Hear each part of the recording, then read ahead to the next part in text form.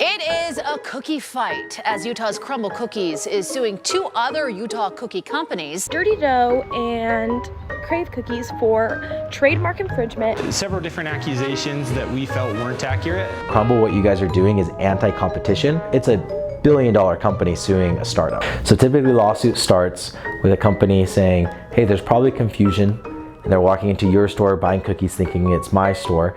So here's a cease and desist. I want to tell you what my issues are, and then let's work to resolve them. If we can't resolve them, unfortunately, we're going to sue you. Crumbl didn't do any of that. Crumbl went straight to a lawsuit. I'm like, this dude's got my cell phone number. Like, why didn't he text me? We were actually up for Best of SLC for the best chocolate chip cookie in the state against Crumbl and against a few of the other cookie companies. And I had just had surgery the day before. My family was out at the banquet. I was at home, and I got an email from an attorney that had just seen the lawsuit come across his desk. So their two big points are that we use rectangular boxes and we rotate our cookies. They don't like our logo, that it has the two cookies to the left of the word crave in lowercase font. They feel like that's too similar. They talked about us using whimsical designs. Like, you can't use, what does whimsical designs mean? Like, what? The square box with cookies that fit next to each other. It's like, wait, okay, so you guys invented the rectangular box to store cookies in?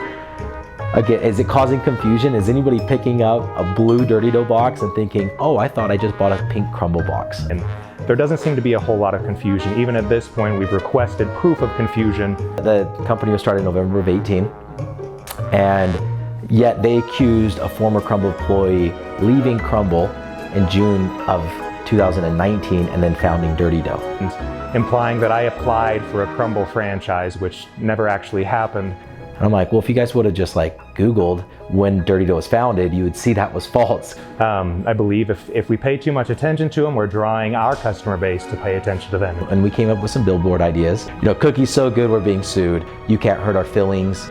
We don't file lawsuits, we just make better cookies. Let your taste buds be the judge, things like that. It's a silly response to a silly lawsuit, and that's the approach that we've taken.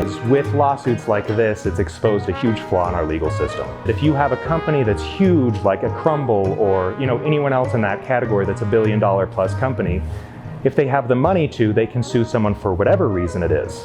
And as long as that company doesn't have money to fight it, that company's going to disappear. And it doesn't matter. They don't need to be right. It's just, do you have money to defend yourself or not? Luckily, at this point in our growth, we're able to actually still stay competitive and fight it and keep growing. Luckily, it's been good for us.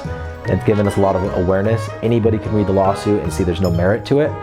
Have this happen to us a year and a half ago, it'd be a completely different story.